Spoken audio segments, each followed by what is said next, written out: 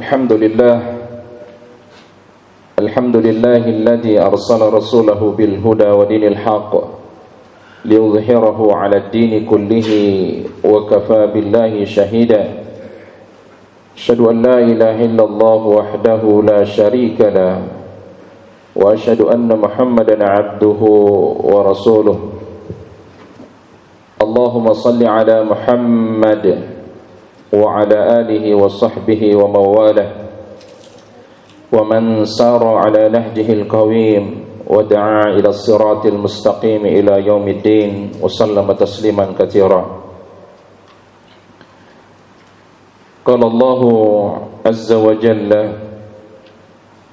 يا أيها الذين آمنوا اتقوا الله ولتنظر نفس ما قدمت لغد واتقوا الله إن الله خبير بما تعملون.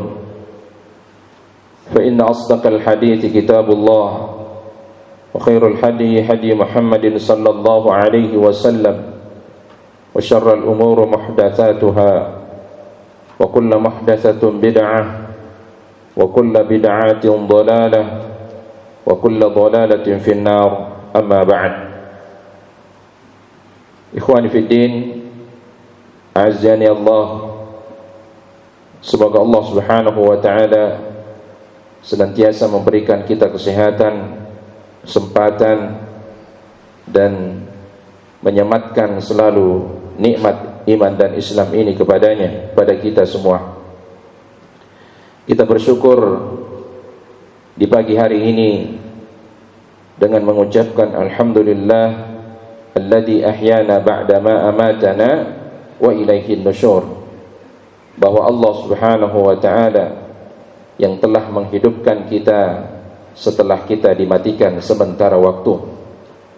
Karenanya seorang muslim senantiasa membasahi lisannya dengan syukur kepada Allah, kemudian dia mengaplikasikan syukurnya dengan senantiasa melaksanakan perintah Allah Subhanahu wa ta'ala dan menjauhi segala larangan-larangannya.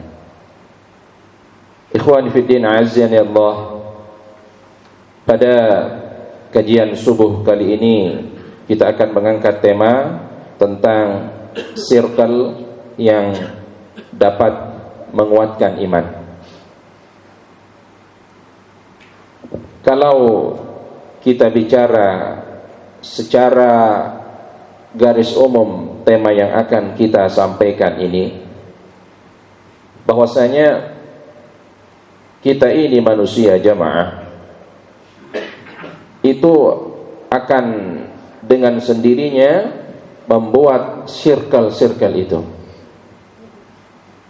dimanapun kita berada. Bahkan di pekerjaan kita akan buat, di lingkungan masyarakat di mana kita tinggal kita akan buat. Jadi komunitas inilah yang kemudian akan mendewasakan kita berpikir, bertindak, serta bertingkah laku. Maka circle atau komunitas itu bukan hanya sekedar perkumpulan biasa, bukan hanya sekedar nongkrong kemudian membicarakan hal-hal yang tidak bermanfaat, tetapi yang kita harapkan bagaimana circle itu dapat menguatkan iman kita kepada Allah Subhanahu wa ta'ala. Sebagaimana yang tadi kita sampaikan, bahwa bergaul, berteman itu adalah perintah Allah Subhanahu wa ta'ala. Tentu yang diharapkan di sini adalah bergaul dengan orang saleh. Kenapa?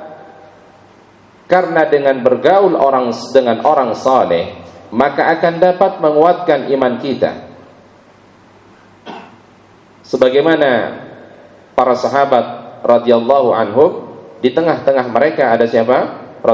Rasulullah sallallahu alaihi wasallam. Keberadaan Rasulullah itu menguatkan iman mereka. Karena di tengah-tengahnya Rasulullah memberikan pengajaran, kemudian menjadi teladan bagi mereka. Maka para sahabat radhiyallahu anhum itu semakin kuat iman mereka kepada Allah Subhanahu wa taala. Sebagaimana yang Allah taala sampaikan kepada kita dalam Quran surah Al-Imran 101, "Wa kaifa takfuruna wa antum tutsla 'alaikum ayatullah wa fiikum rasuluh." Bagaimana mungkin, kata Allah Subhanahu wa taala, kalian menjadi orang kafir setelah dibacakan kepada kalian ayat-ayat tentang Allah. Selanjutnya Rasul pun berada di tengah-tengah kalian. Maka kita tidak menemukan pada zaman Rasulullah SAW terjadi perbedaan pendapat.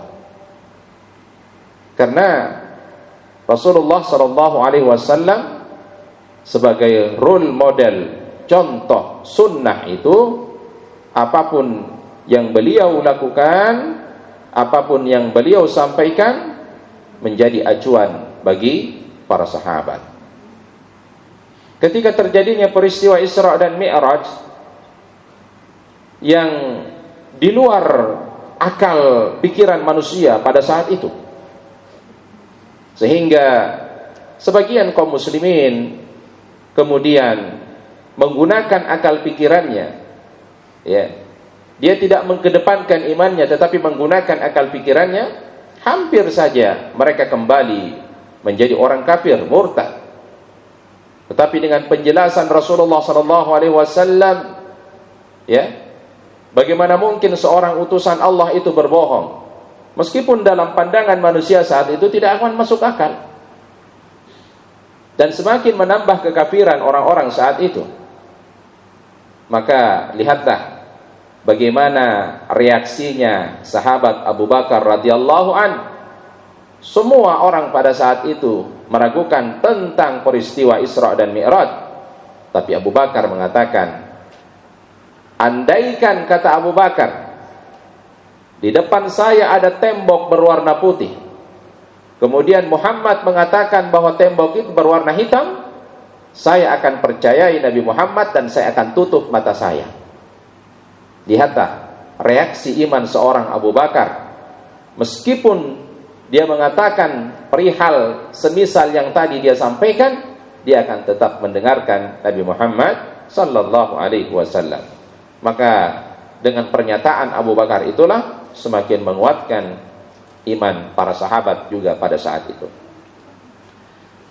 Yang perlu kita lakukan, jamaah yang dirahmati Allah Subhanahu wa taala, hendaklah bagaimana circle kita ini, di tengah-tengah circle itu ada orang-orang saleh, ada orang-orang yang bertakwa kepada Allah Subhanahu wa taala. Ya ayyuhalladzina amanu taqullaha wa kunu ma'as shadiqin. Hai orang-orang yang beriman kepada Allah, bertakwalah kalian dan hendaklah kalian bersama orang-orang yang benar. Ini perintah Allah. Dengan harapan ketika kita bersama dengan orang-orang yang benar, orang-orang jujur, kita pun akan ikut benar. Kalau kita bersama dengan orang-orang yang sering sholat, kita pun akan jadi ikut sering sholat. Ini perintah bergaul dengan orang-orang saleh. Maka pertemanan ini, jamaah yang dirahmati Allah, sangat memiliki peranan yang sangat signifikan tentunya dalam membentuk moral dan karakteristik kita. Nabi SAW merumpamakan pertemanan ini, perumpamaan yang sangat-sangat masuk akal disampaikan oleh Nabi. Ya. Kata beliau begini, matalul jalisis salih wal jalisis su'. Perumpamaan, kata Rasulullah SAW, seseorang yang duduk berteman dengan orang saleh dan duduk berteman dengan orang buruk, perumpamaannya kamathali sahibil mis. Seperti kata Rasulullah, berteman dengan penjual atau pemilik minyak wangi. Wakiril haddad, dan seperti berteman dengan pandai besi. Dua perumpamaan yang disampaikan Rasulullah sallallahu alaihi wasallam.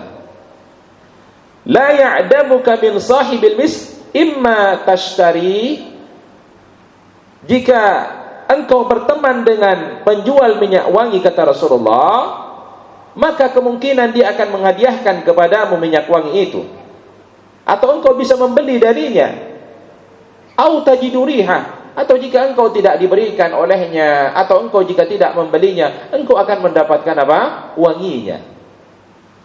Ya, kalau kita berteman dengan penjual minyak wangi. Wakirul haddad, ketika engkau berteman dengan pandai besi. Ya, pandai besi kalau saat ini apa sebutannya? Tukang las, ya. Tukang. Saya juga pandai besi, Ustaz. Di Toyota itu saya pandai besi, ya. Karena saya ngerjain apa? Mesin. Semuanya mesin itu terbuat dari apa? Besi. Berarti Bapak juga pandai besi ini. Ya. Wakirul haddad yuhriku badanaka aw thawbaka aw tajidu minha rihan khabitha. Ketika kita berteman dengan pandai besi, ya, maka kemungkinan badan atau pakaian kita akan hangus terbakar, atau kita minimal akan mendapatkan bau yang tidak enak. Nah, perumpamaan yang disampaikan ini, jamaah yang dirahmati Allah Subhanahu wa taala, adalah perumpamaan berteman dengan orang salih dan berteman dengan orang yang buruk akhlaknya. Kalau kita berteman dengan orang salih, circle kita adalah orang-orang salih, maka kita pun kemungkinan akan ikut menjadi salih. Tapi kalau kita berteman, circle kita adalah orang-orang yang buruk akhlaknya, kemungkinan kita pun akan ikut menjadi buruk akhlaknya.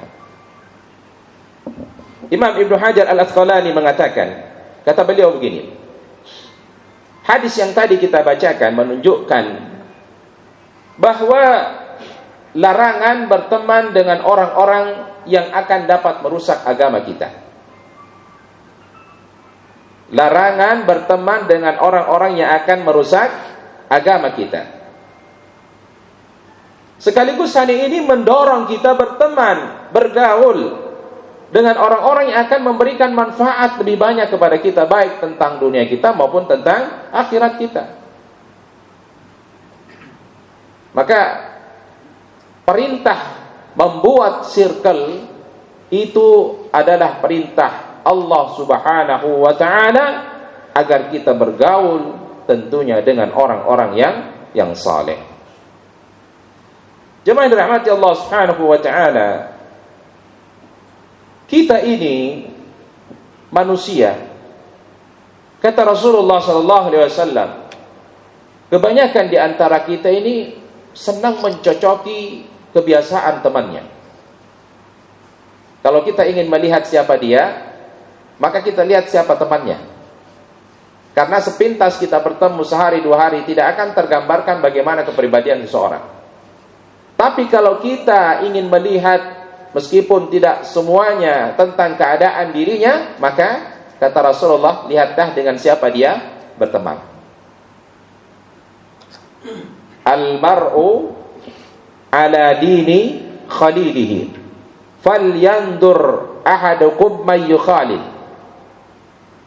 Seseorang akan mencocok-cocoki kebiasaan temannya.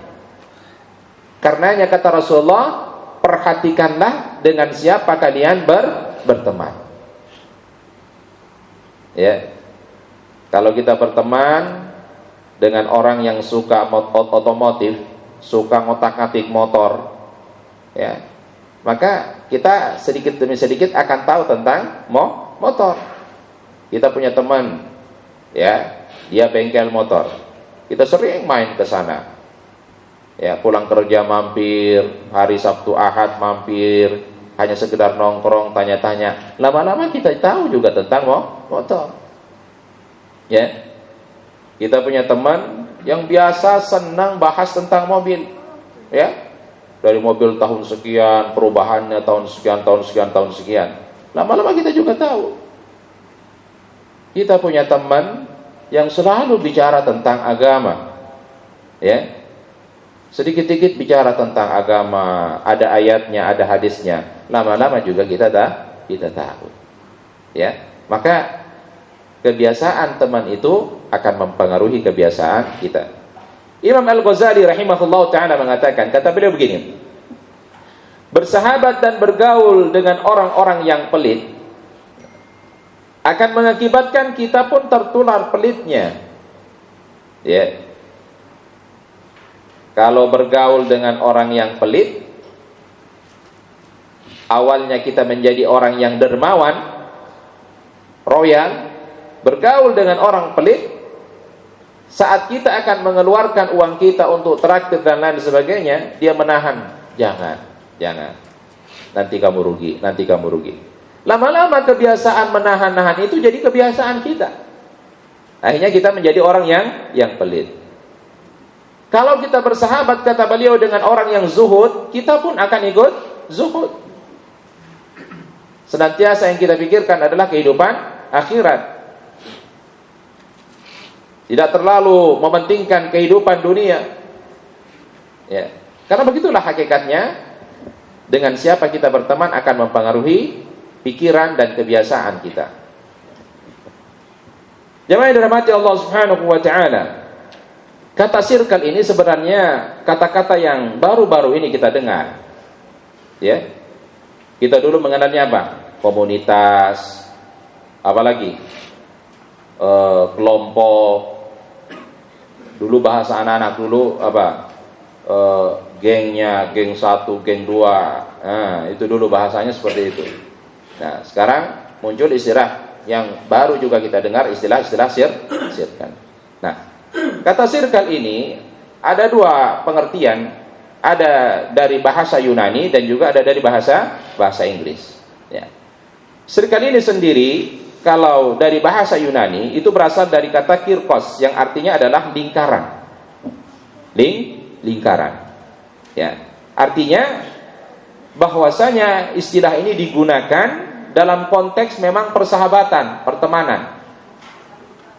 Ya. Tidak dalam komunitas misalkan kajian. Biasanya kan kita ada pengajian tuh.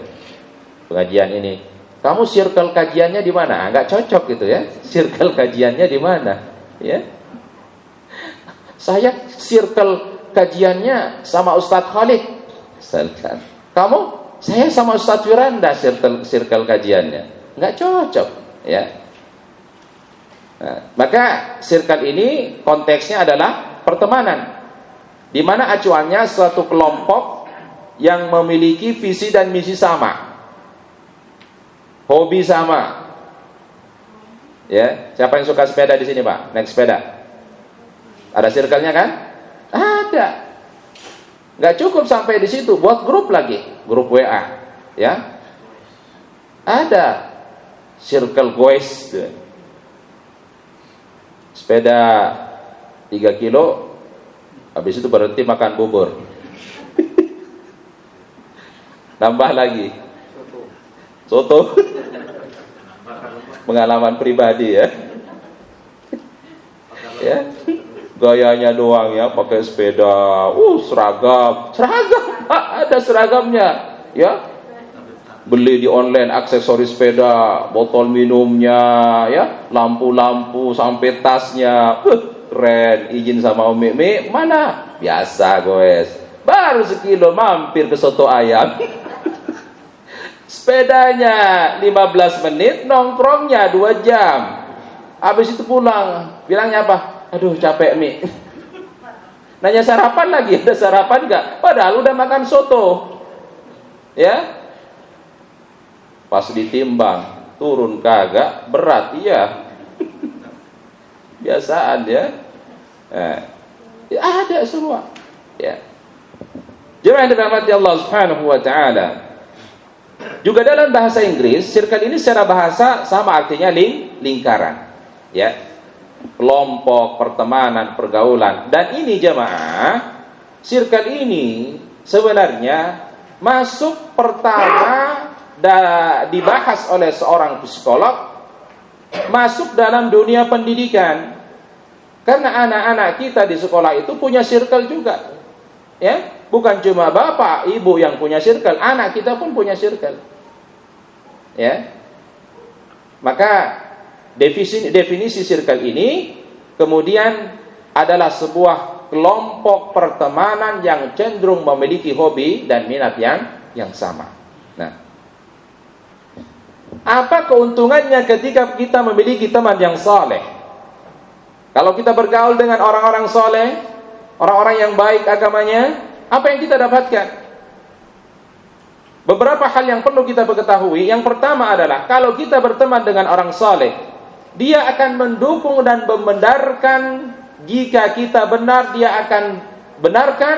Jika kita salah, dia akan nasihati supaya kita tidak melakukan kesalahan. Itu keuntungan berteman dengan orang saleh.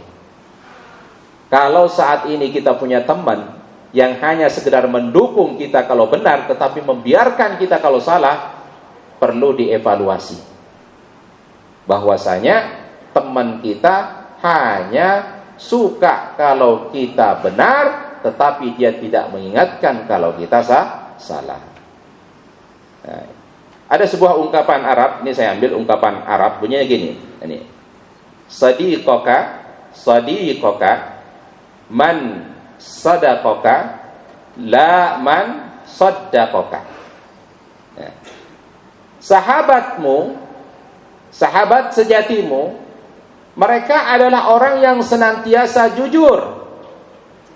Jujurnya gimana? Kalau benar dia katakan benar, kalau salah maka dia ingatkan. Bukan yang senantiasa membenarkanmu. Kalau kamu salah karena ini teman kamu, dia benarkan. Itu bukan teman sejati. Di pekerjaan dia tahu kalau kita salah, tapi dia biarkan. Kita lalai, kita lupa, dia biarkan. Biasanya hari Kamis, ya, hari Kamis sore dia selalu datang kajian. Hari itu dia tidak ada, dia nggak tanya kita. Ya. Jadi teman sejati itu adalah mereka yang senantiasa mengingatkan kita kalau kita lalai, bukan yang senantiasa membenarkan apa yang kita lakukan meskipun salah. Saya akan bawakan satu riwayat dari Abu Juhaifah Wahab bin Abdullah. Nabi SAW pernah mempersaudarakan antara Salman Al-Farisi dan Abu Darda. Suatu ketika Salman Al-Farisi bersilaturahmi ke rumahnya Abu Darda. Saat Salman Al-Farisi berada di rumahnya Abu Darda,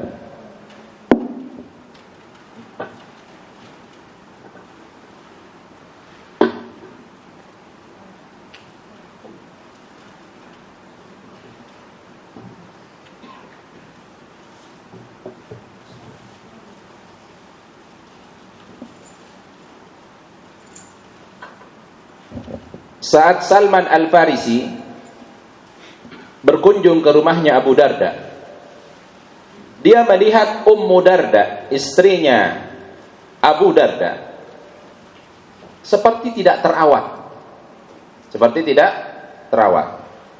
Pakaiannya kusut, ya, jilbabnya melorot, pokoknya seperti tidak terawat.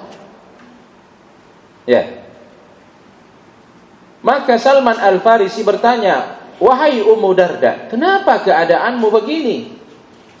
Seperti engkau tidak terawat. Ya? Tidak mempercantik diri di hadapan suami." Dia biasa aja, Pak.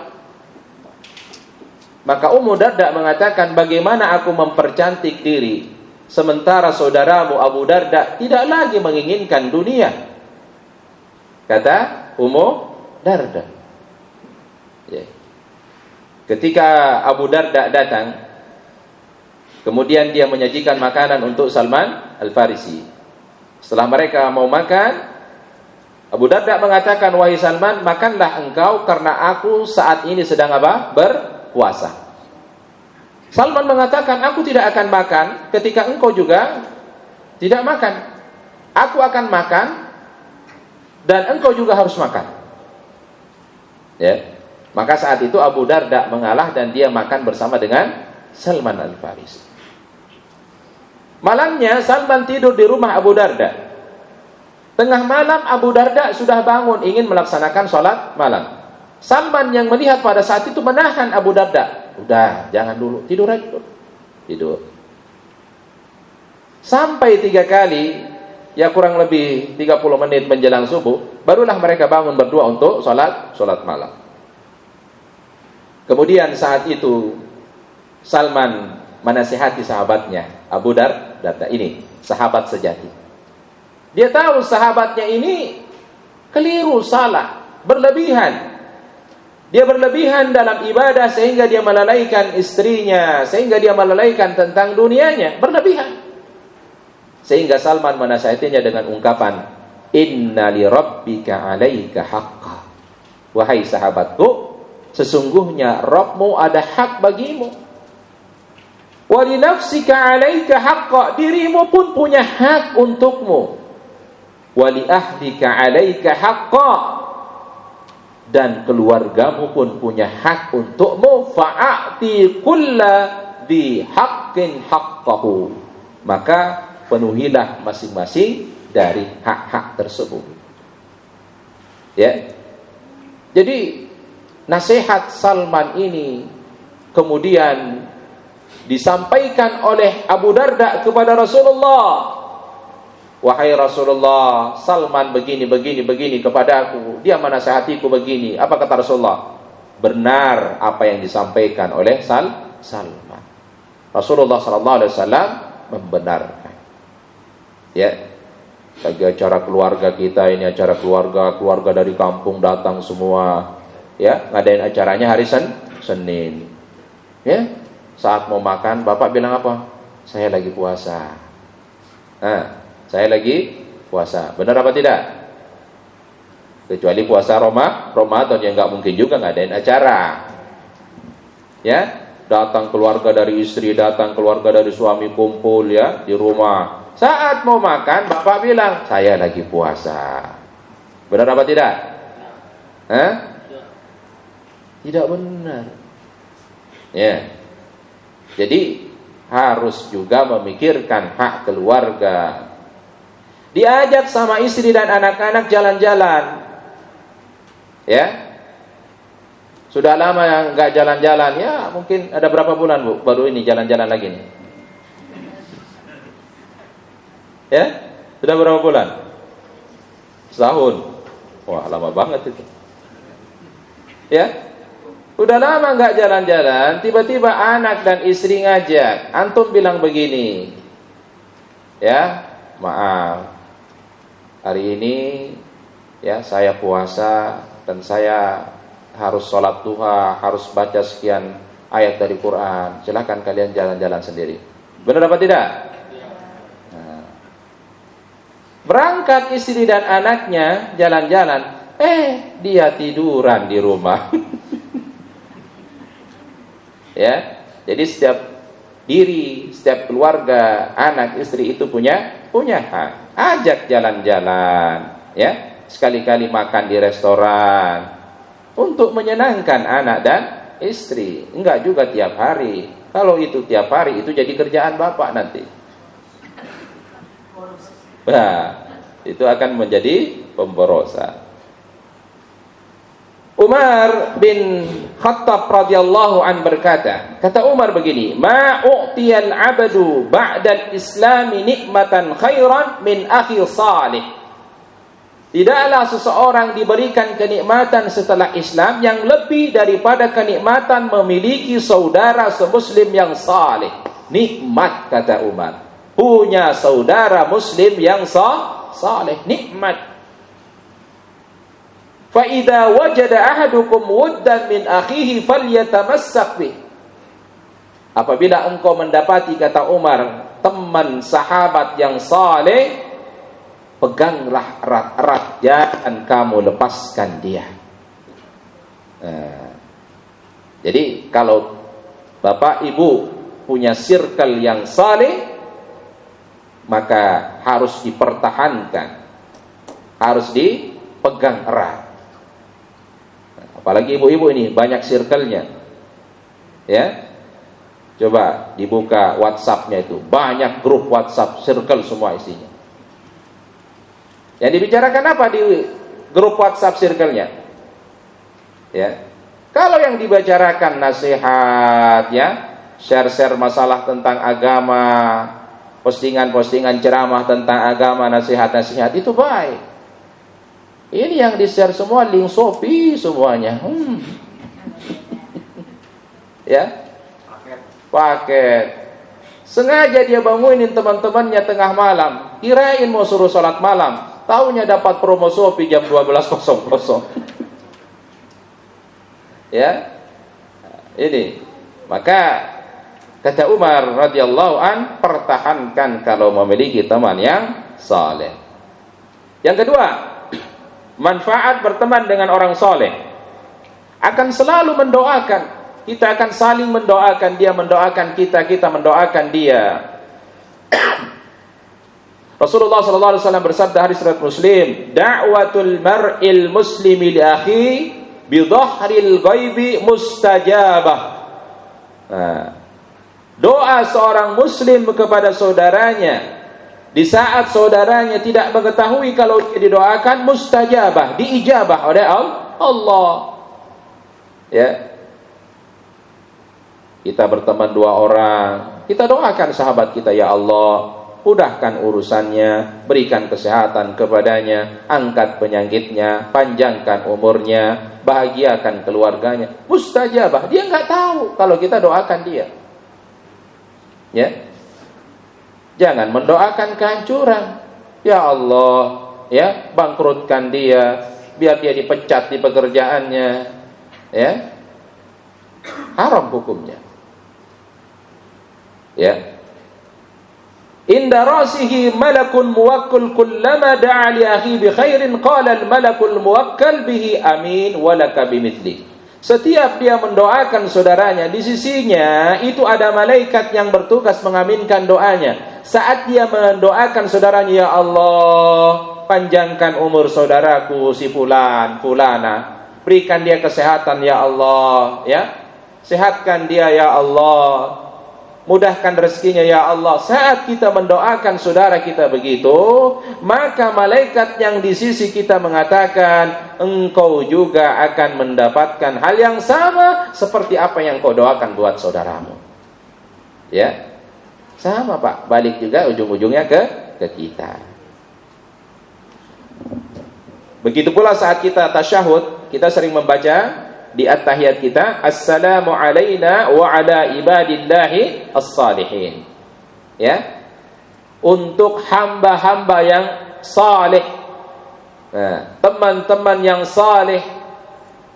Fa innakum idza qultubuha asabat kullu 'abdin lillahi salih fis sama'i wal ard, kata Rasulullah. Jika kalian mengucapkan seperti doa tadi, wa ala ibadillahi as-salihin, maka doa yang tadi diucapkan, kata Rasulullah, tertuju pada hamba Allah yang saleh, yang ada di langit dan yang ada di bumi. Kita mendoakan semua, ya, hamba-hamba Allah yang saleh. Yang ketiga, manfaat berteman dengan orang saleh, circle saleh. Teman yang dekat, yang baik, itu nanti akan dibangkitkan bersama dengan kita pada hari kiamat. Nanti kita akan bertemu dengan mereka. Allah akan pertemukan kita dengan orang-orang saleh. Dari Abu Musa radhiyallahu an, Rasulullah bersabda, riwayatkan Bukhari dan Muslim, qila lin nabi, ada yang berkata kepada Nabi sallallahu alaihi wasallam, ar-rajulu yuhibbul qauma wa lamma yalhaq bihim qala al-mar'u ma'a man ahabbah. Ada seorang yang mencintai suatu kaum, namun ia tak pernah berjumpa dengan mereka, tapi cintanya sangat luar biasa kepada mereka. Nabi SAW bersabda, setiap orang akan dikumpulkan bersama dengan orang-orang yang ia cintai. Nah, kalau kita mengidolakan, mencintai, misalkan ada orang yang senang bola, idolanya pun pemain bola, ya, Messi, Ronaldo, ya, maka dia akan dikumpulkan bersama Messi nanti. Mau Pak? Katanya mau ketemu Messi, Ronaldo, ya. Siapa lagi? Dikumpulkan nanti. Senang nggak dikumpulkan sama Messi, Ronaldo? Tapi di neraka, ya. Maka ini yang harus kita sampaikan sama anak-anak kita, apalagi anak-anak kita, ya. Idolanya artis-artis Korea, ya, K-pop, apalah macam-macam itu, ya. Sampai gaya-gayanya mengikuti mereka, potongan rambutnya, bajunya diikuti semua, sampai kata-katanya pun diikuti semua. Ya, kata Rasulullah, al-mar'u ma'aman ahabba. Seseorang nanti akan dikumpulkan bersama yang ia cinta, yang ia cintai, yang ia idolakan. Maka berteman dengan orang saleh, kita cinta kepadanya, dia cinta kepada kita, kita akan dikumpulkan bersama dengan dia. Imam Hasan Al-Basri rahimahullahu ta'ala berkata, kata beliau, istakfiru, perbanyaklah, ya, minal asdiqai, berteman dari orang-orang yang al-mu'minin, orang-orang yang beriman. Perbanyaklah berteman dengan orang-orang beriman. Fa inna lahum syafa'atan yaumal qiyamah, karena mereka orang-orang beriman itu memiliki syafaat pada hari kiamat. Dia akan membantu kita, dia akan mencari kita. Mana si fulan sahabatku ini, kenapa dia tidak ada di sini? Dia akan cari kita. Itulah manfaatnya berteman dengan orang saleh. Nah, ini ada satu riwayat tentang sahabat antara sahabat dengan sahabatnya pada hari kiamat. Kita bacakan artinya saja. Nah, kata Rasulullah SAW, setelah orang-orang mukmin itu dibebaskan dari neraka, dia dibebaskan dari neraka. Kata Rasulullah, demi zat yang jiwaku di tangannya, sungguh kalian begitu gigih dan memohon kepada Allah untuk memperjuangkan hak saudara-saudara kalian yang berada di dalam neraka pada hari kiamat. Ada seseorang yang begitu gigih memperjuangkan hak saudaranya, yang dimana saudaranya dimasukkan ke dalam neraka. Dia meminta supaya saudaranya itu diangkat dari neraka dan dimasukkan ke dalam surga. Mereka memohon kepada Allah, ya Tuhan kami, ya, saudara saya yang di neraka itu, ya Allah, ya, si fulan, saudara saya yang di neraka itu, dia pernah puasa bersama kami, dia pernah sholat bersama kami, dia pernah ikut daurah bersama kami, ya Allah, dia pernah ikut kajian bersama kami, disebutkan oleh saudaranya ini. Dan dia juga pernah sholat, dia juga haji, dia juga umroh, dan ibadah-ibadah lainnya dia lakukan, ya Allah. Apa kata Allah? Dijawab, keluarkanlah dia dari neraka. Si fulan tadi yang tadi dimasukkan ke dalam neraka karena saudaranya meminta, kata Allah, keluarkan dia dari neraka. Ya, keluarkanlah dari neraka orang-orang yang kalian kenal. Ya, maka orang-orang mukmin ini pun yang tadi berdoa mengeluarkan banyak saudaranya yang telah dibakar di neraka. Ya, gambarannya Rasulullah, ada yang dibakar sampai betisnya, ada yang dibakar sampai lututnya. Dalam riwayat yang disebutkan ada yang bahkan dibakar sampai semuanya habis. Kemudian mukmin tadi yang meminta saudaranya dikeluarkan, lapor kepada Allah, ya Allah, orang yang engkau perintahkan untuk dibebaskan dari neraka sudah tidak tersisa lagi, ya Allah, semuanya sudah kami keluarkan. Kemudian Allah berfirman, kembali lagi, keluarkan mereka yang masih memiliki iman seberat dinar di dalam diri mereka. Bahkan Allah meminta kepada sahabatnya, kalau memang masih ada sahabatmu di neraka, keluarkan dia yang dia masih punya iman. Maka dikeluarkanlah oleh sahabatnya, banyak sekali yang disisihkan di neraka dikeluarkan. Mereka melapor kepada Allah, ya Tuhan kami tidak meninggalkan seorang pun orang yang engkau perintahkan tadi untuk dikeluarkan. Sekarang semuanya sudah dikeluarkan. Nah, inilah manfaatnya berteman dengan orang saleh. Tapi kalau berteman dengan penjahat semua, peminum keras, pemabok, pejudi, siapa yang akan menolong? Semuanya di neraka, Pak. Ya, karena semuanya di neraka. Tidak ada yang menolong. Ya meskipun kita banyak kekurangan, masih banyak berbuat dosa, setidaknya kita punya teman orang soleh.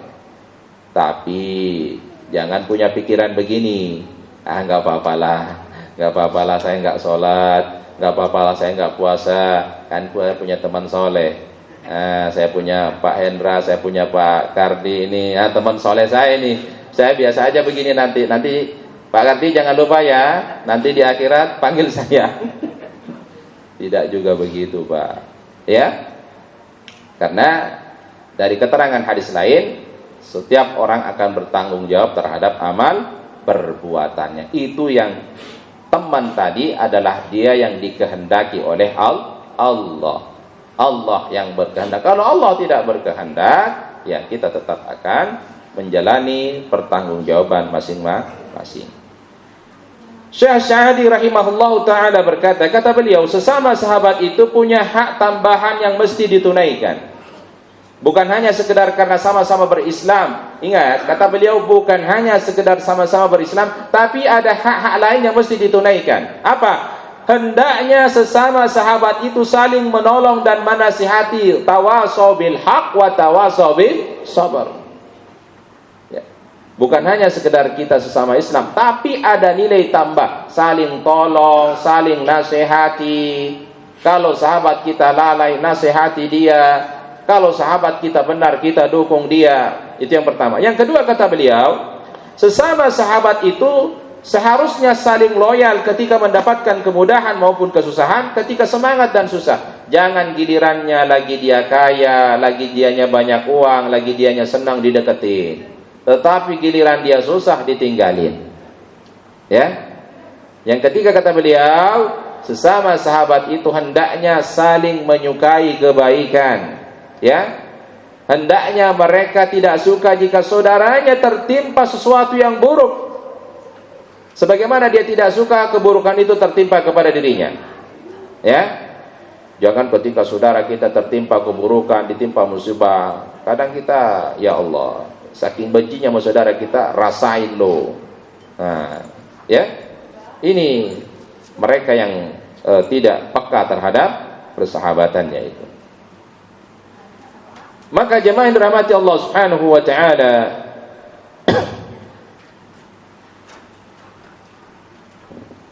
sekarang kita masuk bagaimana karakter teman yang dapat menguatkan iman. Nah, kalau tadi manfaatnya berteman dengan orang saleh, sekarang bagaimanakah karakter teman yang dapat menguatkan iman? Seperti apa? Kan kita punya circle. Kita pinginnya circle kita ini bisa menguatkan iman kita. Dan kita harus tahu circle bagaimanakah yang dapat menguatkan iman. Yang pertama, hendaklah teman kita itu, circle kita itu akidahnya akidah yang lurus. Ya, akidah yang lurus. Tidak dicampur dengan bid'ah, khurafat, tahayul. Bersih akidahnya. Jangan sampai punya teman yang masih suka percaya terhadap perkara-perkara tahayul, khurafat. Ya. Diajak sama temannya malam Jumat. Kemana? Kita ke kuburan. Ngapain? Malam-malam ke kuburan.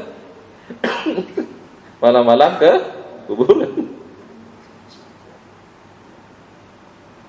Kita ke kuburan. Saya tadi malam bermimpi bahwa di kuburan Kemiri, Rawamangun, di tengah-tengah kuburan itu, di dalamnya, di sampingnya, ya, ada kain putih yang saya harus ambil. Kalau itu saya ambil, itu akan menyebabkan saya nanti menjadi kaya. Temannya ini yang imannya lemah ikut juga. Tapi syaratnya di kuburan itu kita harus baca surah Al-Baqarah 5 kali. Ya. Baca Al-Ikhlas 100 kali.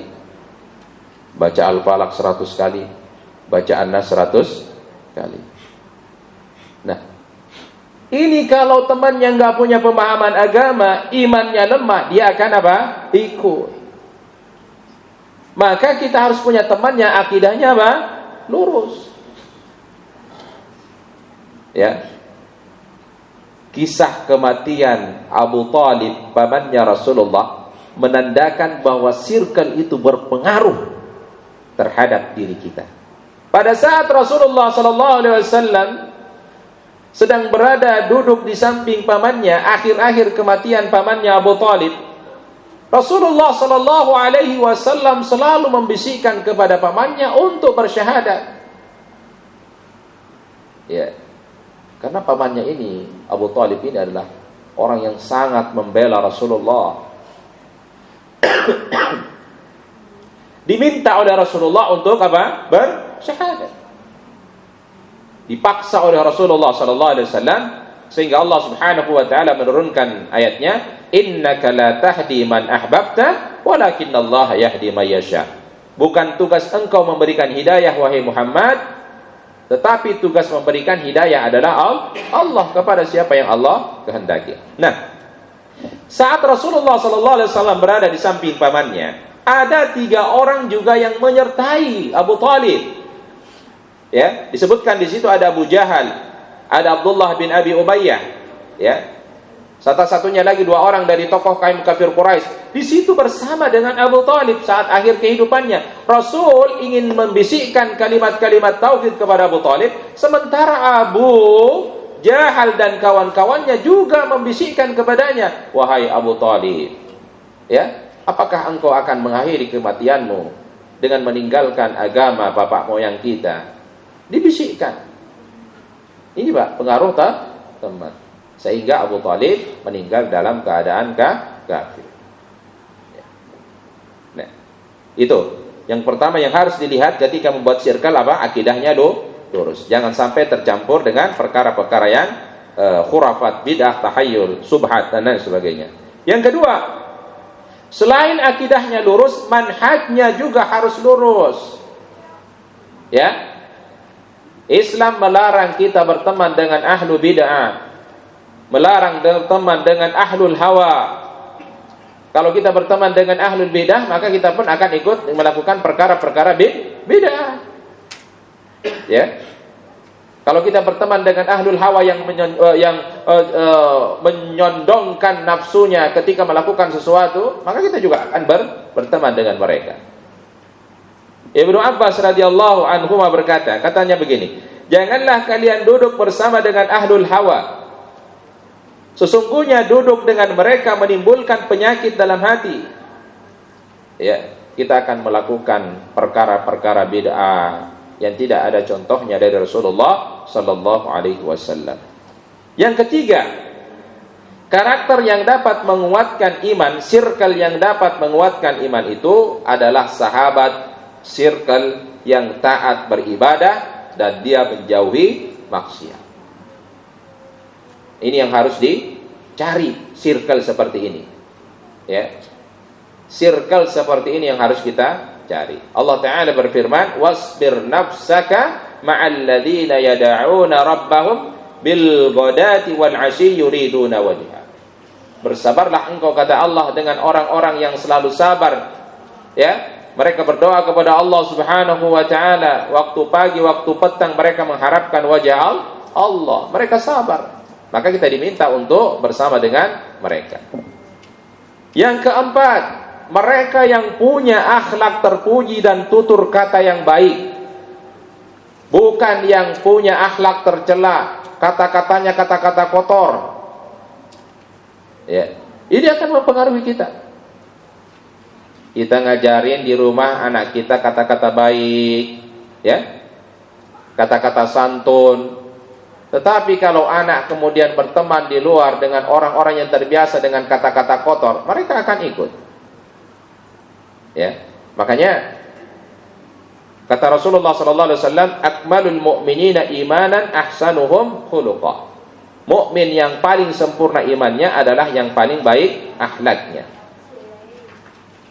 Disampaikan oleh Al-Ahnaf bin Qais rahimahullah ta'ala berkata, katanya begini, dulu kami selalu mengikuti Qais bin Asim, ya.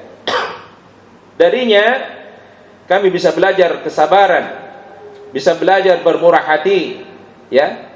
Sebagaimana kami belajar ilmu fikih. Jadi dia adalah orang, Qais bin Asim ini adalah orang yang baik akhlaknya, tutur katanya baik, sehingga mereka pun terbiasa mengikuti Qais bin Asim ini bertutur kata dan berakhlak yang baik.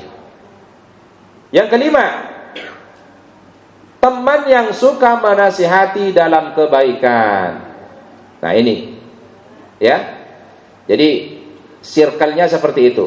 Teman yang suka menasihati dalam kebaikan, ya. La yu'minu ahadukum hatta yuhibbu li akhihi ma yuhibbu li nafsi. Tidak dikatakan iman seorang di antara kalian sampai ia mencintai saudaranya seperti mencintai dirinya sendiri. Kalau dia cinta kepada saudaranya lalai harus dia diingatkan, bukan malah dibiarkan. Yang keenam, mereka zuhud terhadap dunia, tidak berambisi mengejar kedudukan. Cari teman gini. Jangan cari teman yang suka sama dunia. Ya, biasanya kalau lagi kumpul circle itu, ada orang yang memang ceritanya dunia saja, harta saja yang diceritain. Ya, hai bro, misalkan panggilannya, ini ada iPhone terbaru ini. Wah, diceritain speknya, dicariin dari awal sama dia sampai harganya. Ketemu lagi, wah bro, Toyota mengeluarkan produk terbaru nih, diceritakan sampai speknya, semua harganya, semua dari 1 jam sampai 2 jam ceritanya semua tentang dunia, ya. Berharap dia mendapatkan. Nah itu jangan berteman dengan orang seperti itu. Ada juga mereka yang ketika melihat sesuatu yang kita miliki, yang ditanya bukan dia meminta kita bukan bersyukur kepada Allah, tapi malah ditanya-tanya. Ini harganya berapa? Kamu dapatnya dari mana? Wah, ini kehebatannya apa? Kelebihannya apa? Itu mulu yang ditanya. Setiap ketemu dengan temannya yang ditanya itu. Wih, ganti motor lagi nih. Berapa harganya? Belinya di mana ini? Apa kelebihannya? Begitu terus yang ditanya. Dia tidak ditanya bagaimana sholatmu, bagaimana ngajimu, bagaimana sedekahmu. Dia nggak ditanya itu. Yang ditanya apa yang ada kita miliki tentang harta kita. Ya. Nah itu, hati-hati terhadap teman seperti itu. Yang ketujuh, tidak banyak bergurau dan meninggalkan hal-hal yang tak bermanfaat. Nah ini, ya, ketawa saja isinya. Wah, ada juga memang teman seperti itu, bikin ketawa terus. Boleh, tapi jangan itu isinya semua. Ya, nongkrongnya 1 jam, masa iya ketawa terus? Ya, ada juga teman yang suka bikin ketawa. Memang hobi dia bikin ketawa temannya. Ya, boleh sekali-kali sebagai penghibur, tapi jangan itu yang mendominasi. Ya, sehingga semua keluar dah cerita-cerita ngaco yang bikin ketawa. Yang penting ketawa. Ya, mau cerita apa saja benar atau tidaknya, yang penting bikin ketawa. Ya, akhirnya cerita-cerita gitu pun dipakai sama ustadz-ustadz. Yang penting ketawa jamaahnya, benar apa tidak itu urusan belakangan. Ya. Kenapa? Tujuannya bukan membuat paham jamaahnya, tapi membuat ketawa. Nah ini, akhirnya ditanya sama istrinya, Bi, apa isi kajiannya? Lucu Mi, pokoknya lucu deh. Umi gak usah tanya, pokoknya lucu. Ya, yang dibahas tentang lucu. Kemudian yang kedelapan, menjaga kewajiban dan kehormatan dirinya dari hal yang tidak layak menurut pandangan masyarakat. Nah ini teman, circle yang baik itu mereka adalah wibawa, menjaga kewibawaannya, kehormatannya, jangan sampai rusak, ya. Masyarakat apa adat yang dipercaya oleh masyarakat itu selama tidak bertentangan dengan syariat Islam dia jaga, ya. Misalkan kita tinggal di komplek itu mengharuskan tidak boleh keluar melebihi jam 12, dia ikuti aturan itu, ya. Nah, saling mengingatkan mereka. Betapa indahnya ucapan Imam Syafi'i rahimahullah ta'ala, kata beliau, "Lau annal ma'al barid yatlamu min muru'ati syai'an ma syaritul ma'a illa hara," kata beliau. Seandainya air yang dingin itu merusak kewibawaanku, kehormatanku, kata Imam Syafi'i, maka saya tidak akan minum air kecuali yang panas saja. Nah, artinya ketika ada circle teman yang akan merusak kehormatan kita, kita tidak akan berteman dengan dia, dan kita mencari circle yang dapat membawa kita kepada kebaikan. Baik jemaah yang dirahmati Allah, itulah 8 hal yang harus kita perhatikan ketika kita akan membuat circle. 8 hal ini kalau kita terapkan dengan secara otomatis iman kita akan meningkat. Iman kita akan kuat, agama kita semakin kuat. Ya, persahabatan kita semakin kuat, tentu persahabatan yang diridhai oleh Allah Subhanahu wa taala. Baik, barangkali ada yang mau disampaikan, saya kembalikan dulu ke Pak Kardi. Baik, jazakallahu khairan Ustaz atas materinya. Jemaah semua, materi-materi yang dari kemarin disampaikan Ustadz, yang pertama, kedua, semua ada di link ya. Nanti bisa dilihat di grup. Mudah-mudahan bisa menjadi bahan kita untuk memurojaah dan bisa kita terapkan dalam kehidupan kita sehari-hari. Barangkali ada teman-teman yang mau bertanya, dipersilahkan.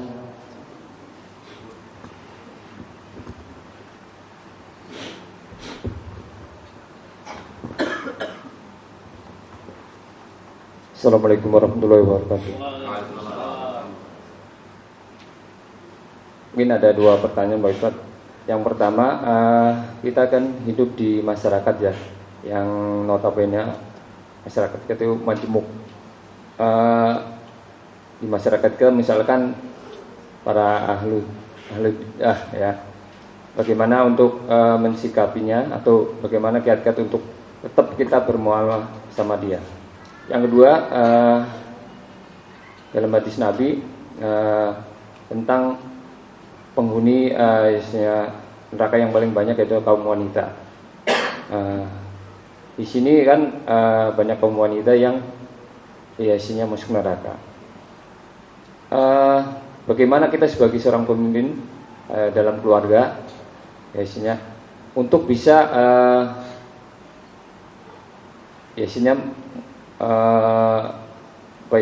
kalau dibilang mengajak anak istri kita untuk bisa masuk surga. Terima kasih. Assalamualaikum warahmatullahi wabarakatuh. Baik, yang pertama, kita hidup dan tinggal di tengah masyarakat yang majemuk. Semua di lingkungan masyarakat itu, misalkan di perumahan, terdiri dari orang-orang yang berbeda suku, bahasa. Ya, ada yang dari Jawa, ada yang dari Sunda, ada yang dari Sulawesi, Makassar, dan lain sebagainya. Jadi berbeda-beda. Bukan cuma sekedar beda dari sukunya, tetapi pemahaman agamanya pun berbeda. Ya, mungkin di situ ada orang NU, ada orang Muhammadiyah, ada orang Persis, ada orang Al-Irsyad, dan lain sebagainya. Bagaimana kita menyikapi kalau kita tinggal di sebuah komunitas yang dalam pandangan agama apa yang mereka lakukan itu adalah perkara-perkara yang bid'ah. Sementara di sisi lain kita ingin diterima di tengah mereka sebagai makhluk sosial yang tinggal bertetangga, maka menjadi kewajiban kita untuk menyambung silaturahmi dengan mereka. Maka kita harus mengikuti pendapat para ulama dalam hal ini, bahwasanya berteman dengan ahlul bid'ah itu dilarang. Berteman dengan ahlul bid'ah itu dilarang. Kenapa? Dikhawatirkan kita ikut dalam perkara-perkara bid'ah tersebut. Lalu bagaimana saya harus bersikap sedangkan saya menjadi bagian dari mereka hidup di lingkungan masyarakat itu? Antum kalau menjadi bagian dari mereka, dari awal sudah sampaikan kepada mereka pahitnya apa yang nanti antum rasakan, dikucilkan atau apapun itu, dari awal sudah antum sampaikan. mohon maaf Bapak, misalkan bukannya saya tidak ingin ikut tahlilan, tapi bagi saya, pemahaman agama saya, tahlilan itu bagian dari perkara baru dalam agama misalkan. Mohon maaf Bapak, bukannya saya tidak mau ikut yasinan, tapi saya biasanya baca Al-Baqarah, dan itu pun tidak setiap malam Jumat. Kapan saja saya mau baca, terserah saya mau baca surah apa. Ada komunikasi. Ya, ada komunikasi. Begitu seterusnya, apa yang kemudian menurut antum itu adalah sesuatu yang tidak dibenarkan untuk dilakukan, dengan sendirinya juga mereka akan paham.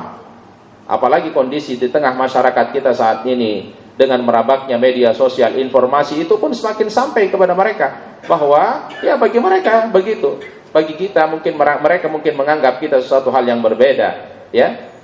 Itu dengan sendirinya akan biasa, ya. Tetapi dalam perkara-perkara misalkan kerja bakti masyarakat yang tidak kaitannya dengan hal-hal berbau agama, antum harus ikut, ya. Jangan juga kemudian antum menghindari dari perkara bid'ah, antum juga menghindari dari perkara-perkara kemasyarakatan. Misalkan gotong royong, kerja bakti, membersihkan got-got dan lain sebagainya. Antum harus menjadi garda terdepan. Ya, kalau itu terus berjalan dengan sendirinya, lama-lama mereka juga akan semakin paham tentang keberadaan antum, bahwa antum tidak bisa ikut dalam perkara-perkara kebiasaan mereka. Ustaz, tapi kalau bagaimana mereka menceritakan kita bahwa kita ini punya ajaran begini, ya biarkan saja. Allah yang Maha tahu. Ya. Ustaz, kalau saya misalkan bergabung dengan mereka, niatnya mau mengajak mereka, ya ada dua kemungkinan. Mereka yang terajak atau antum yang masuk dalam kebiasaan mereka. Ya, ini akan lebih parah lagi kalau antum yang kemudian masuk dalam lingkaran mereka. Jadi kalau misalkan lingkungan masyarakat itu antum udah dikenal, oh Pak Kardi orangnya tidak suka begini, tidak ikutan begini, mereka tidak akan panggil kita, mereka tidak undang kita. Dan itu pengalaman ana di lingkungan masyarakat, mereka udah tahu, oh Ustaz Syarif orangnya begini-begini, ya udah dibiarkan saja. Ada tahlilan, ada yasinan, dibiarkan, tidak diundang. Ya, karena mereka sudah tahu. Ya. Itu yang pertama. Tetapi sekali lagi silaturahmi itu tetap harus berjalan, ya. Ada misalkan ada pertemuan RT RW, antum ikut, ya antum ikut, ya, bagian dari kita menjalin silaturahmi dengan tetangga kita. Yang kedua, memang dalam satu hadis disebutkan bahwa kebanyakan penghuni neraka itu dari kaum wanita, ya. Tetapi ingat, masuk surganya wanita itu sangat-sangat mudah, tetapi sulit untuk dikerjakan. Mudah tapi sulit untuk dikerjakan. Kata Rasulullah SAW, seandainya seorang perempuan mengerjakan sholat 5 waktunya, berpuasa Ramadan, taat kepada suaminya, menjaga kehormatannya, menjaga amanah suaminya, maka dia diperintahkan masuk surga dari pintu mana yang ia sukai. Hanya sekedar sholat, puasa, taat suami, menjaga amanah suami, menjaga kehormatannya, masuk surga dari pintu mana yang ia sukai. Sebaliknya, perempuan yang berjalan keluar rumah, berlenggak-lenggok, berpakaian yang membuka auratnya, dia tidak akan masuk surga, bahkan tidak akan mencium bau surga, meskipun bau surga itu dari jarak sekian akan tercium. Juga perempuan. Apa yang harus kita lakukan sebagai seorang suami? Tanggung jawab kita sebagai seorang suami menjaga. Ya ayyuhalladzina amanu qu anfusakum wa ahlikum nara. Jagalah dirimu dan keluargamu dari api neraka.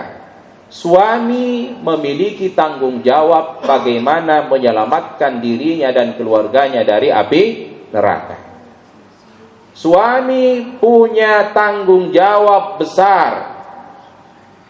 Bagaimana ia membekali anak dan istrinya ilmu-ilmu agama. Dengan ilmu agama itu anak dan istrinya pun terbiasa mendekatkan diri kepada Allah Subhanahu wa ta'ala. Maka yang harus antum lakukan adalah terus memberikan bekal kepada anak dan istri. Ketika semua antum sudah memberikan bekal kepada anak dan istri, kemudian mereka masih tetap seperti itu, antum kemudian pasrahkan diri. Sebagaimana yang dilakukan oleh Nabi Nuh alaihi salatu wassalam. Dia sudah berdoa kepada Allah, dia sudah menyelamatkan, berupaya mengajak anak istrinya. Tetapi anak dan istrinya terus membangkang kepada dia dan kepada Allah subhanahu wa ta'ala. Ya Allah akan yang membolak-bolak-hatikan seorang hamba. Allahu a'lam bishawab.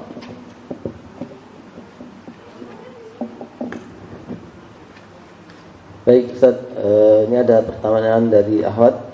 Bismillahirrahmanirrahim. Bagaimana cara menasihati teman tanpa menyinggung perasaannya dan tanpa berkesan menggurui? Semisal teman kita sakit dan beliau berobat ke orang atau tempat yang tidak sesuai dengan syariat. Kenapa harus takut menasihatinya? Kenapa harus kemudian kita nggak enak Ustaz, takut dia tersinggung? Ya kalau dia tidak tersinggung, dia nggak akan berubah. Justru tujuan kita menyinggung dia. Misalkan teman kita biasa kalau berobat itu perginya kemana? Ke dukun. Terus kita mau menyampaikan ke dia bagaimana supaya tidak tersinggung. Bagaimana? Coba. Kita ingin mengingatkan dia, intinya kan, jangan kamu berobat ke dukun. Tapi kita nggak mau menyinggung perasaannya. Coba caranya gimana? Caranya gimana? Kalau sesuatu yang ia yakini menjadi kepercayaannya, kalau pergi ke dukun itu adalah akan dapat menghilangkan penyakitnya, saat seseorang memberikan pandangan baru kepadanya bahwa itu tidak benar, itu juga akan membuat dia tersinggung. Masalahnya dia teman saya Ustaz, saya tidak mau dia tersinggung, saya tidak mau dia sakit hati. Ya udah biarkan. Kita hanya bisa apa? Berdoa. Itu cara yang paling terakhir, tidak menyinggung perasaannya, doa kepada Allah. Tapi itu langkah terakhir. Teman yang baik bukan begitu caranya, tapi mengingatkan dia. Masalah dia tersinggung apa tidak, itu urusan dia. Ya. Misalkan antum panggil dia bro apalah teman, ya. Sampaikan kepada dia bahwa mendatangi dukun, man ata kahinan fahuwa asdaqu bima yaqul faqad kafara bima anzala ala Rasulillah sallallahu alaihi wasallam. Siapa yang mendatangi dukun kemudian membenarkan apa yang dikatakan dukun, mempraktekkan, maka sungguh telah kafir terhadap apa yang diturunkan kepada Nabi Muhammad sallallahu alaihi wasallam. Katakan itu kepadanya. Ya.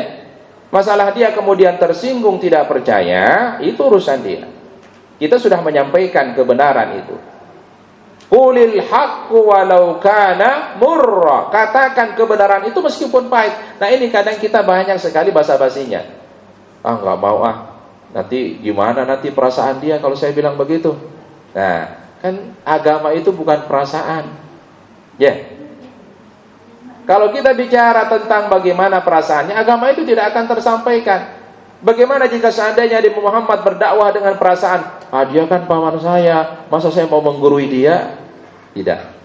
Agama itu harus disampaikan. Dakwah itu harus tersampaikan. Masalah dia terima atau tidak, dia berubah atau tidak, itu adalah petunjuk dari Allah. Bukan tugas kita memberikan petunjuk, tapi tugas kita adalah mendakwahkan, memberikan nasihat.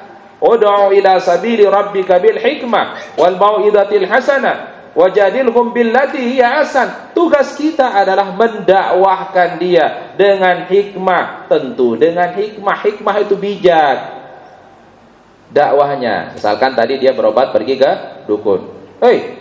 Kamu pergi ke dukun, haram, neraka kamu, neraka, pokoknya neraka dah kamu ini, pasti udah neraka. Itu bukan hikmah namanya. Ya, ajak dia ngobrol baik-baik. Mungkin dia pergi ke dukun, tidak ke dokter karena nggak punya uang. Bisa jadi begitu. Tugas antum yang ngasih dia uang. Ya, itu malah lain lagi ceritanya Ustaz. Udah biarin aja deh dia ke dukun.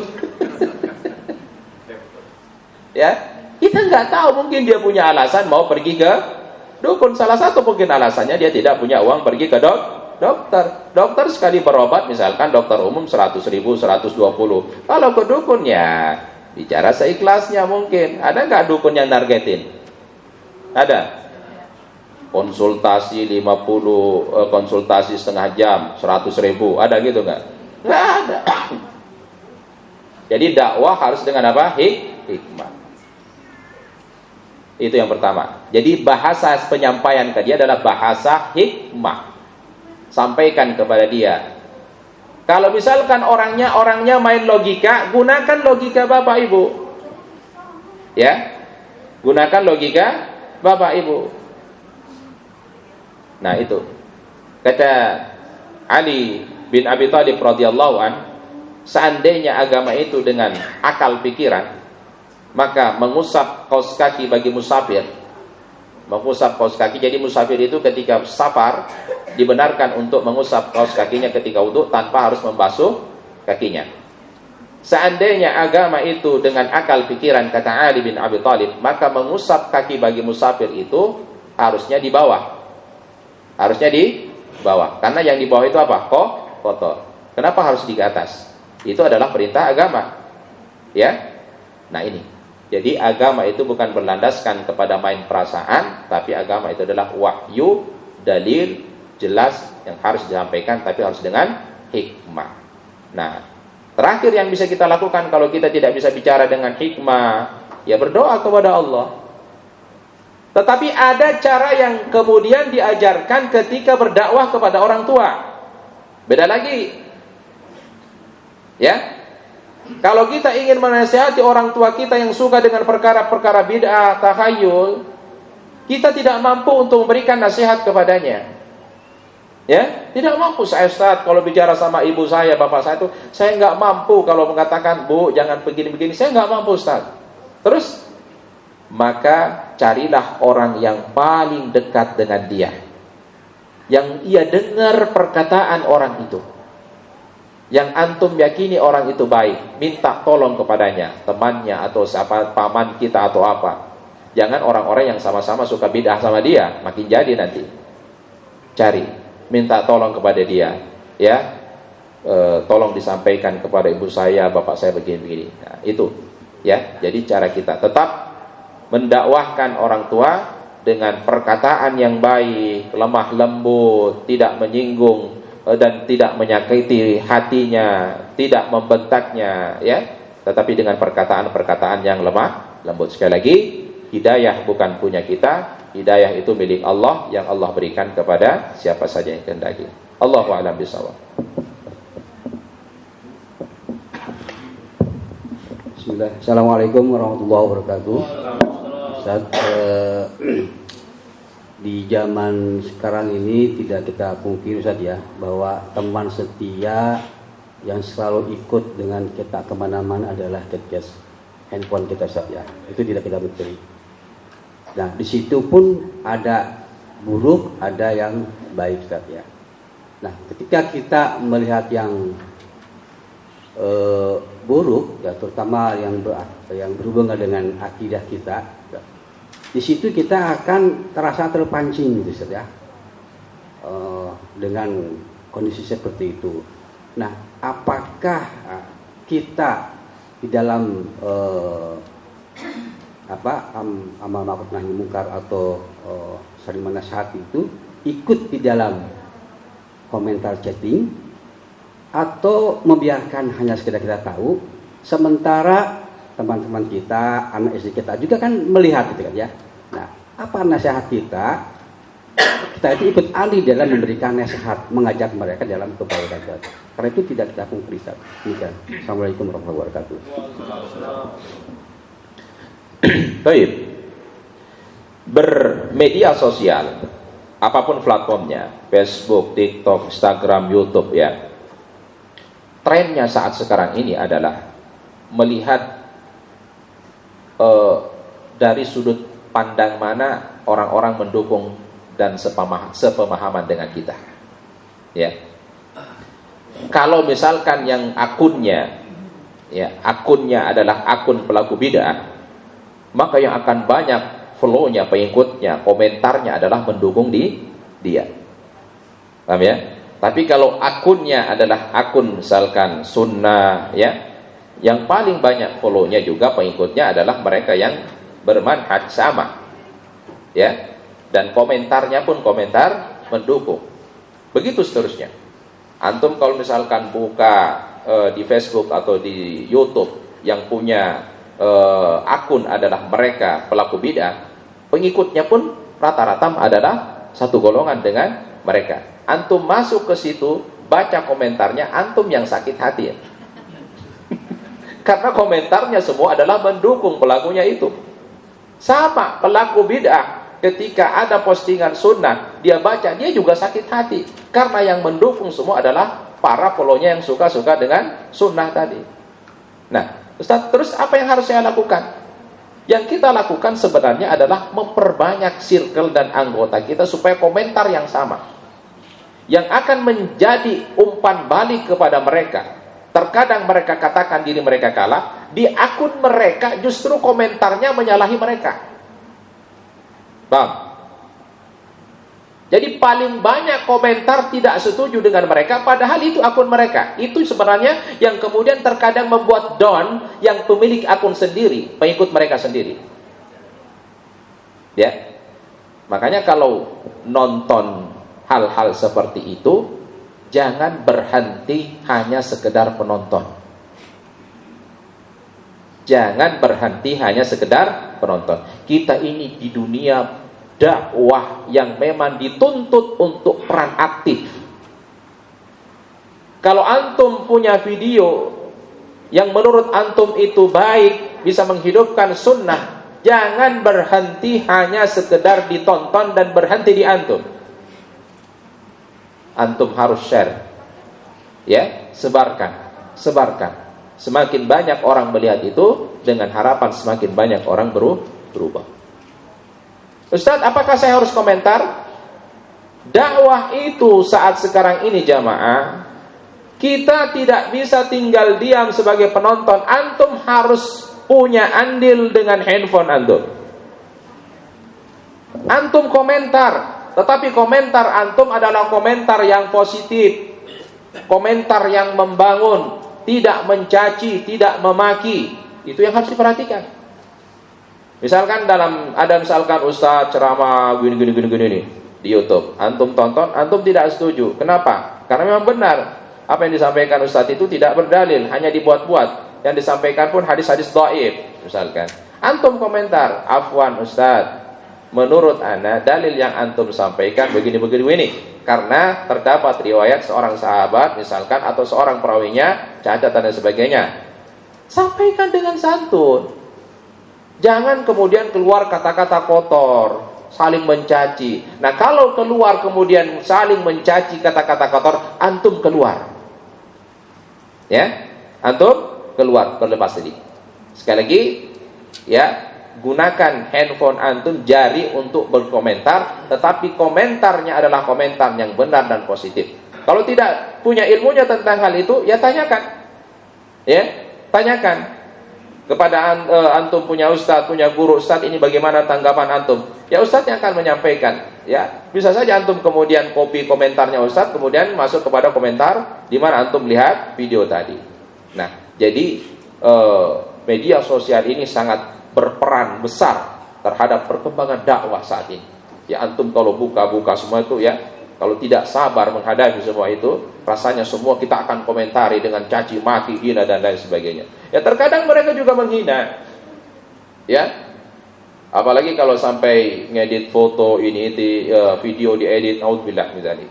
Ya, kita berlepas diri dan kita berdoa kepada Allah Subhanahu wa taala, semoga mereka diberikan petunjuk oleh Allah tidak melakukan hal demikian.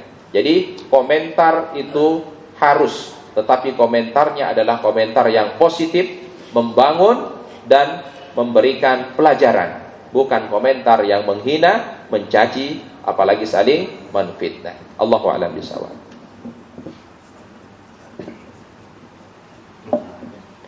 Dari saya tadi. Assalamualaikum warahmatullahi wabarakatuh. Pertama terkait dengan cycle kan. Di dalam cycle itu kan ada beberapa komoditi. Misalnya yang tadi dibilang sepeda kan. Dalam komoditi sepeda itu kan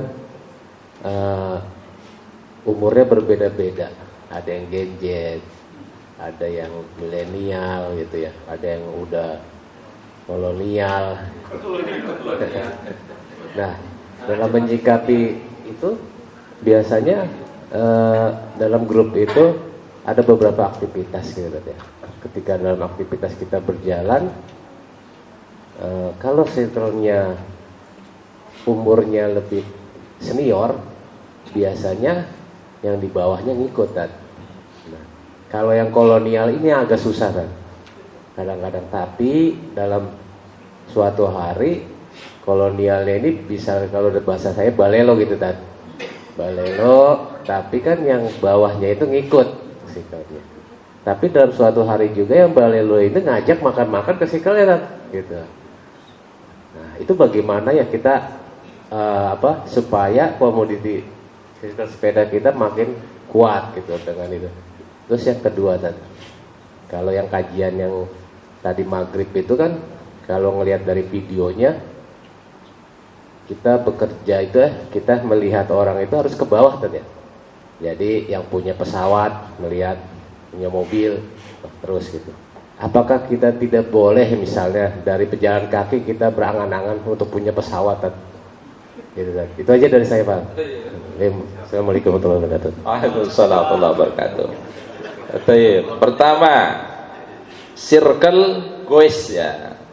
Memang di situ ada milenial, ada bahasa antum kolonial ya. Harus dipahami betul bahwa setiap kita pasti punya keinginan untuk bagaimana dipenuhi di circle kita, ya, harus disepakati.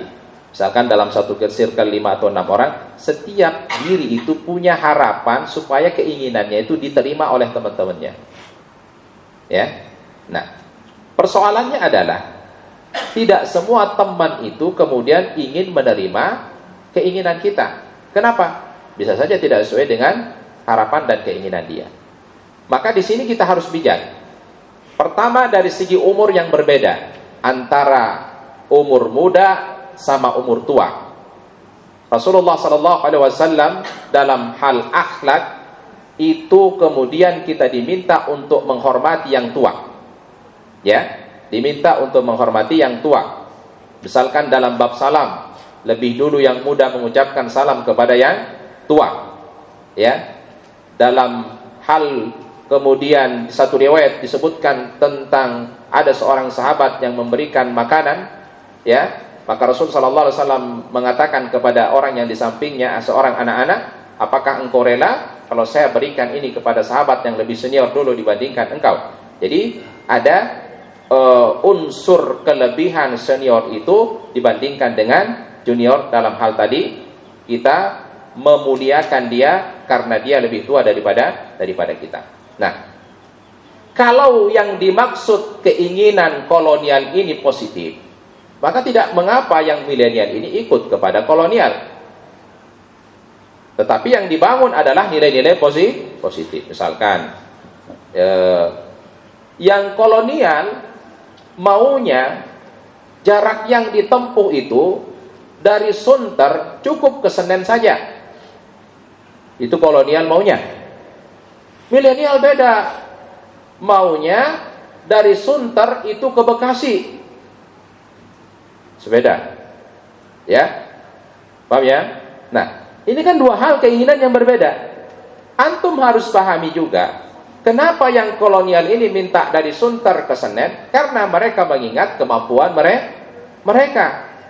Jangan kemudian antum paksakan kemauan antum kepada mereka. Dari Sunter ke Bekasi harus naik sepeda, dipaksakan kemauan itu, sehat tidak, sakit iya, ya.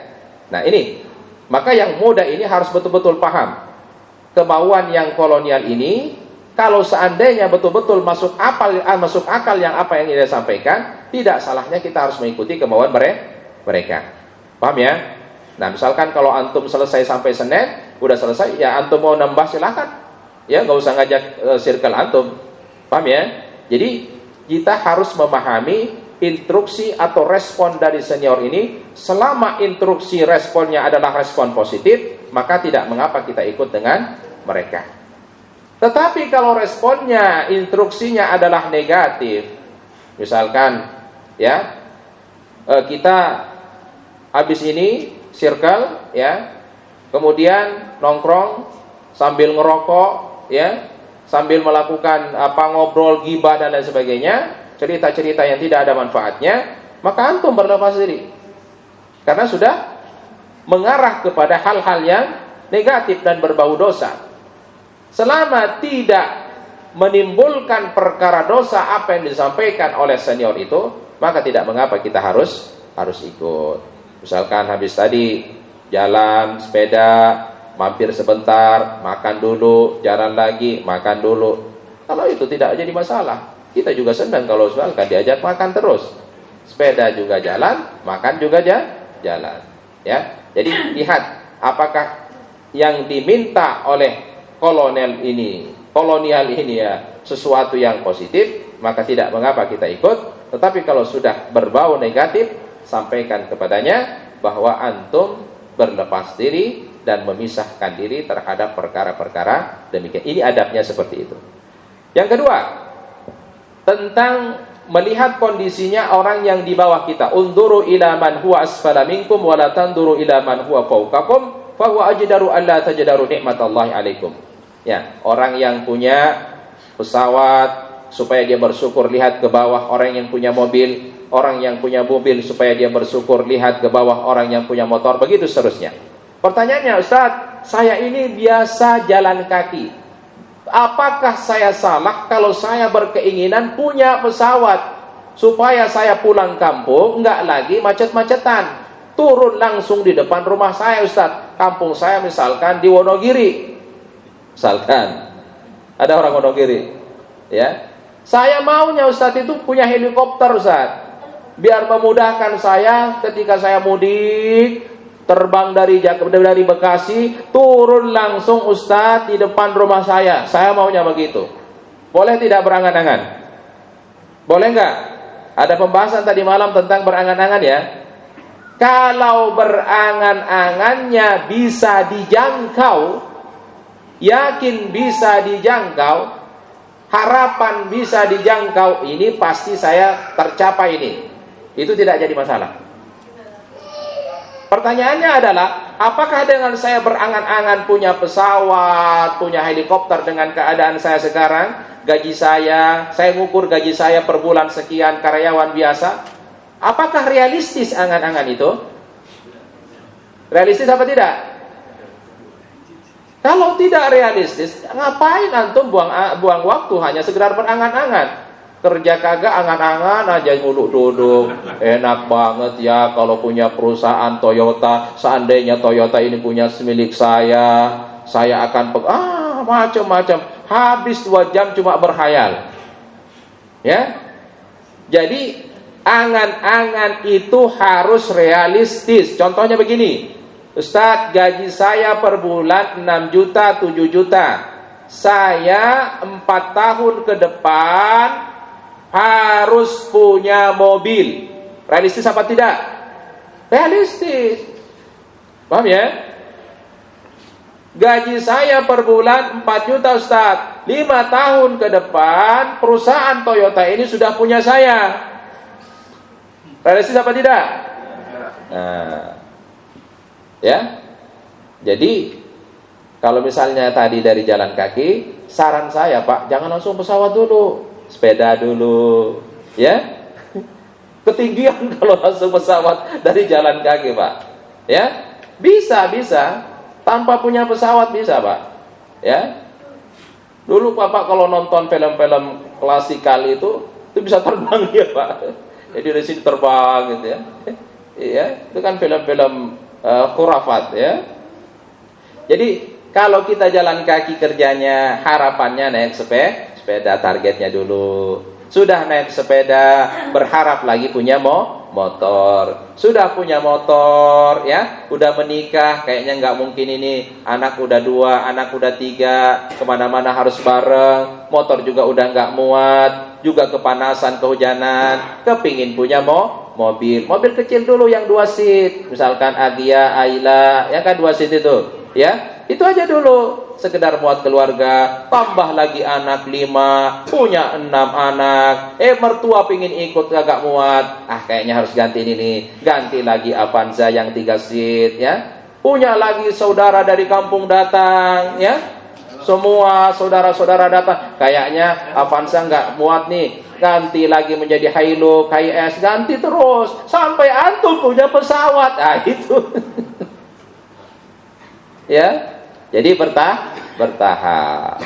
Nah, jadi itu yang kemudian harus kita pikir realistis apa tidak ketika kita berangan-angan demikian. Tapi ingat, angan-angan itu kemudian akan mendatangkan kemalasan.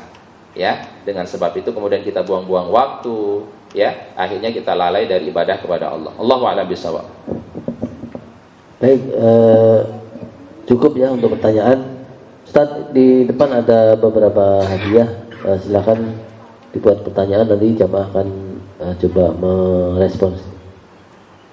Baik. Ini ada yang nanya ya? Iya, Ustaz, iya. Kalau dijawab dapat hadiah ini? Betul. Oke. Nah, ini senang aneh begini nih. Matiin dulu ya, soalnya jawabannya ada di sini. Oke. Pertanyaannya, ini hadiahnya apa dulu nih? Bebas. Ini permen hadiah juga? Oh, bukan. Ya. Ini aja ya. Hadiah utamanya apa ini? Sama aja. Oh, sama aja. Oke. Hadiah yang pertama Al-Qur'an dulu. Ya. Al-Qur'an. Baik. Pertanyaannya, ya, yang gampang-gampang aja dulu, tapi jawabnya susah.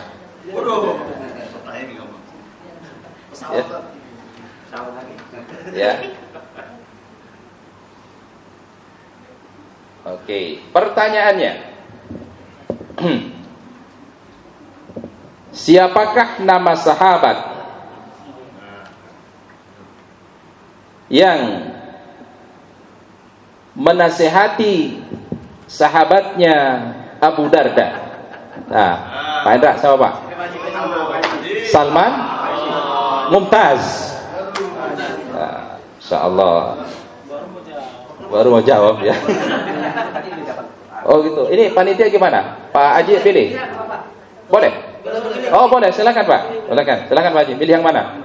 Oh, tadi udah dapat ini ya. Fadhal, silakan. Oh, boleh milih. Ya. Baik. Ibu jangan mau kalah ya. Baik.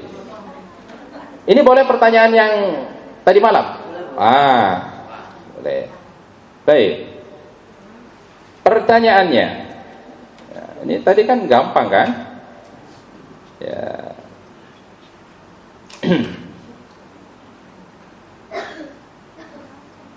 Baik. Aduh, mana ini yang susah-susah ini, kayak gampang-gampang semua ini. Ya. Sebutkan salah satu nih ya. Sebutkan salah satu cara agar kita bekerja produktif tanpa lelah. Antum siapa? Sujanto. Fadalah. Bekerja dengan ikhlas. Mumtaz. Masyaallah. Baik, betul. Antum pilih yang mana? Laptop. Laptop panitia. Yang mana?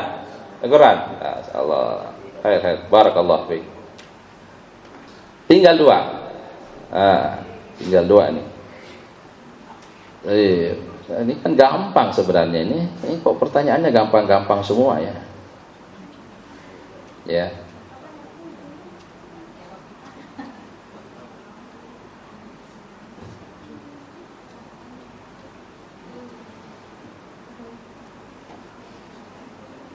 Pertanyaannya, ya, sebutkan salah satu keuntungan memiliki teman yang saleh. Sebutkan salah satu keuntungan memiliki teman yang saleh. Nah, betul. Antum apa? Oh, ibu-ibu. Oh iya ya. Baik, nanti khusus ada satu buat ibu-ibu. Ya, tinggal satu. Ini bapak-bapak sekali lagi. Apa? Salah satu keuntungan memiliki teman saleh. Akan memberi syafaat di yaumil akhir. Akan memberi syafaat yaumil akhir. Mumtaz. Apa? Mau mana? Quran. Baik, barakallahu fiik. Ini bapak-bapak enggak usah jawab ya. Ibu-ibu sekarang. Ibu. Ya. Tapi yang buat pertanyaan bapaknya, bukan saya. Siapa yang mau berikan pertanyaan buat ibu-ibu? Ayo, silakan.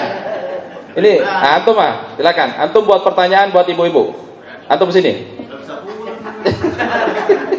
Nah, antum yang buat pertanyaan. Betul. Ya, silakan.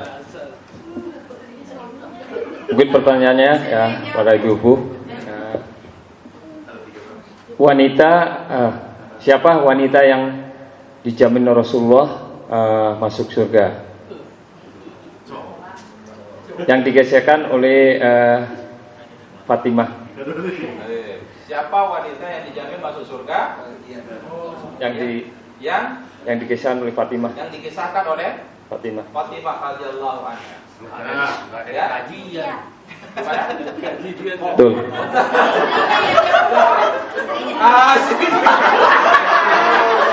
Antum jangan-jangan ini tadi malam udah kong kali kong ini ya. Nanti Ayo, antum yang kasih hadiah. Antum kasih hadiah. Ini curiga nih. Jangan-jangan tadi malam pertanyaannya udah dibocorin. Betul, antum yang kasih hadiah. Ayo.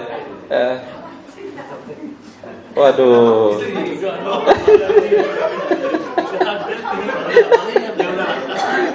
Baik. Foto dulu.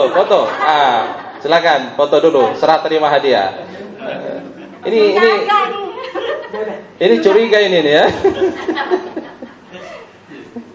Baik, berhubung hadiahnya habis, Ibu jangan khawatir kalau suaminya nggak ngasih pertanyaan. Nanti suaminya akan ngasih pertanyaan. Hadiahnya dari suami ibu sendiri nanti ya. Itu. Baik jemaah yang dirahmati Allah Subhanahu wa taala, demikian pertemuan kita pada hari ini. Barakallahu fikum. Subhanakallahumma bihamdik, asyhadu an la ilaha illa anta, astaghfiruka wa atubu ilaik. Assalamualaikum warahmatullahi wabarakatuh.